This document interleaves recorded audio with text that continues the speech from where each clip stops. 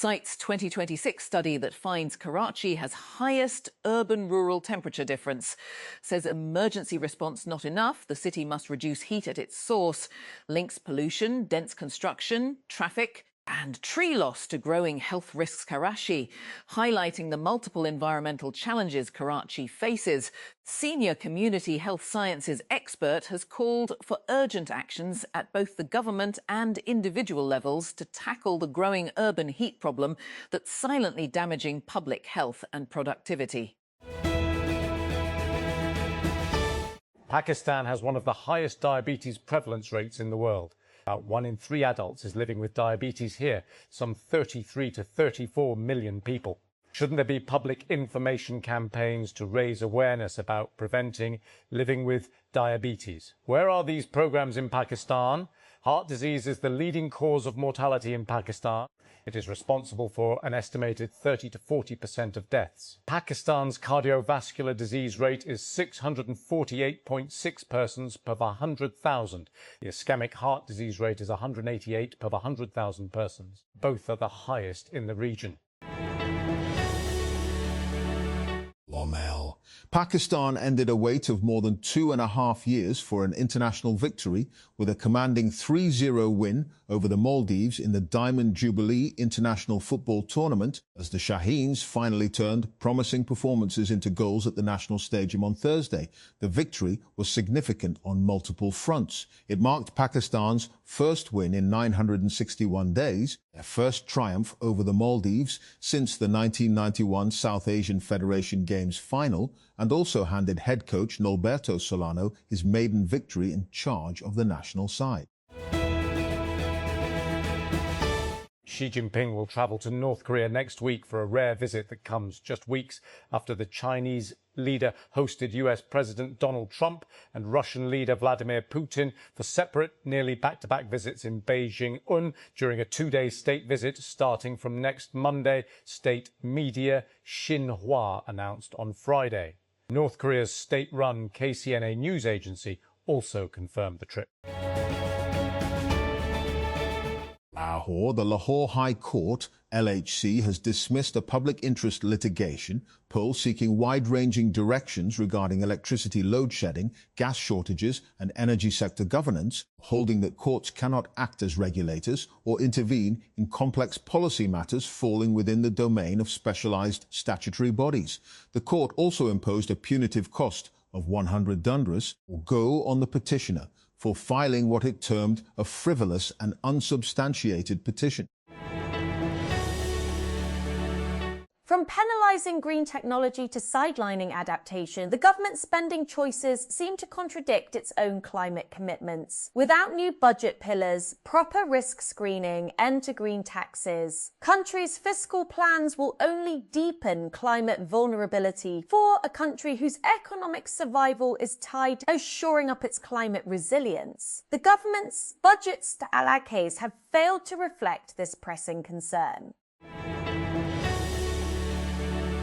World Environment Day arrives as the planet edges deeper into climatic uncertainty. New global temperature records are being set with unsettling frequency, and the World Meteorological Organization has warned that the years from 26 to 2030 are likely to rank among the hottest ever observed. There is a strong possibility that another record-breaking year will emerge before the decade is out, while average global temperatures are expected to remain close to or above the 1.5 degrees Celsius threshold that governments once hoped would help avert the worst impacts of climate change. The warning may be global, but its implications are intensely local. In May, temperatures in parts of Sindh and Balochistan climbed towards 50 degrees Celsius, triggering heatwave alerts and heightening concerns about pressure on already strained power, water and health systems. At the same time, scientists continue to raise the alarm about the glaciers and snow reserves that feed the Indus Basin. For a country whose agriculture, food security and energy production depend heavily on the Indus Basin, changes in the region's ice reserves carry consequences that extend far beyond the mountains. Election results are still trickling in for primary races across California, including in Los Angeles, where incumbent Mayor Karen Bass is up against reality star turned challenger Spencer Pratt to lead the city. But the days-long delay in knowing who won these Tuesday races is a common occurrence in California's to about 23 million registered voters. That's home to about 20 million red voters. Counting these votes, including the millions of mail-in ballots, could take weeks. Airbnb CEO Brian Chesky has had enough of merely being an artificial intelligence kingmaker. He now plans to back a new AI lab of his own. The news, broken by Bloomberg and confirmed to TechCrunch by a person familiar with the situation, marks Chesky as one of many Silicon Valley makers who are unsatisfied with the models coming out of the frontier labs. While Airbnb has adopted AI coding tools, Chesky said last year it hasn't struck an LLM partnership because existing products weren't quite ready. Volodymyr Zelensky has called for a face-to-face meeting between himself and Vladimir Putin in a renewed bid to end the war. In an open letter to the Russian president, the Ukrainian leader said it would be wrong to simply wait until the war in Europe becomes the focus of the US's attention once more, adding peace could only come through direct engagement between Ukraine and Russia.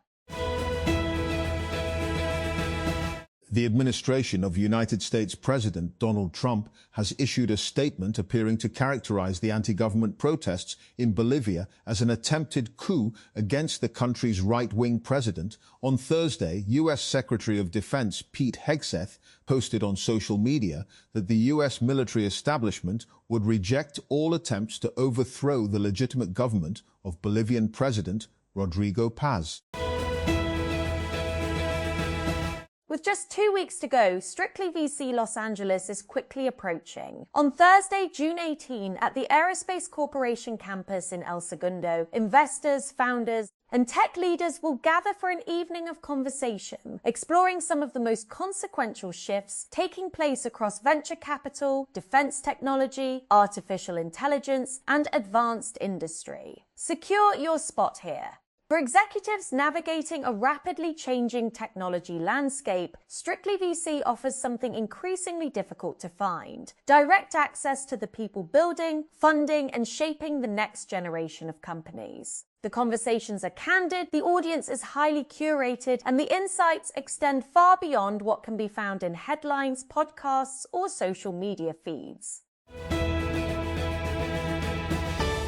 In November 2017, TechCrunch brought Startup Battlefield to Australia for the first time. 15 startups from across Australia and New Zealand took the stage in Sydney, pitched in front of investors and judges, and competed for a shot at the global stage. It was one day, one stage. And what happened next is exactly why we're coming back.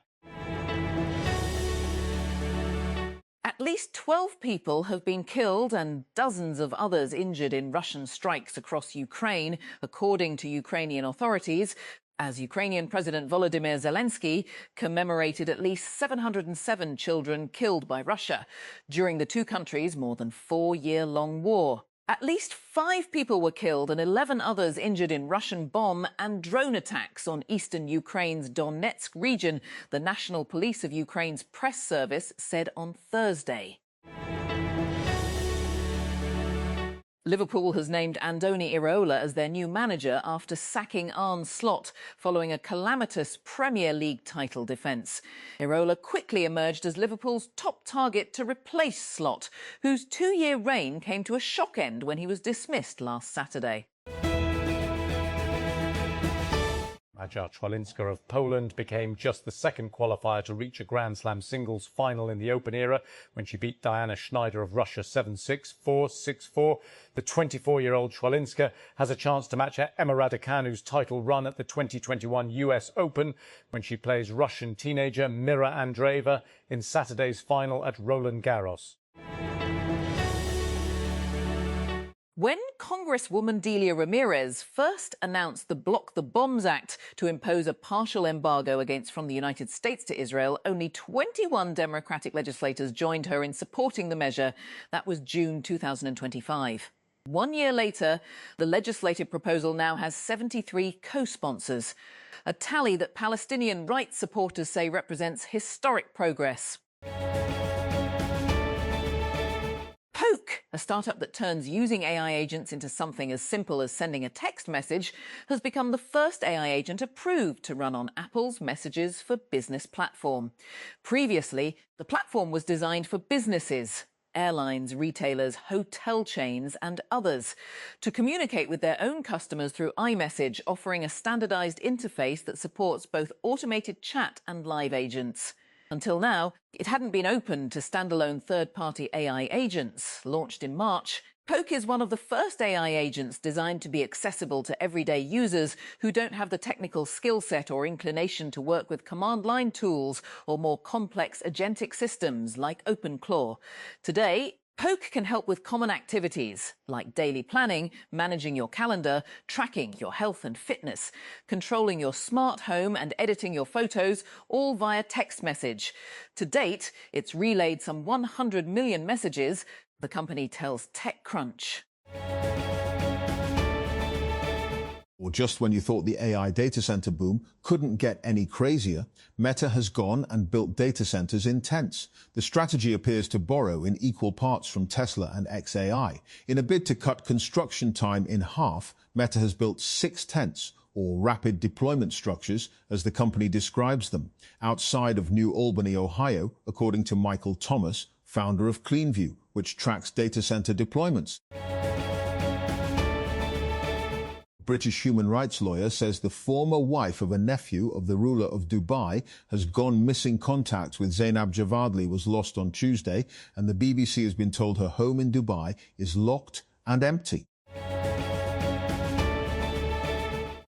An auction with an array of memorabilia from Marilyn Monroe's estate and friends has already brought in thousands of dollars in bids on the 100th anniversary of her birth. The sale, which began on Thursday, features 185 items from the model and actress's life, including a 1950s evening purse worth an estimated $100,000, $74,000, an evening gown and even her lip pomade.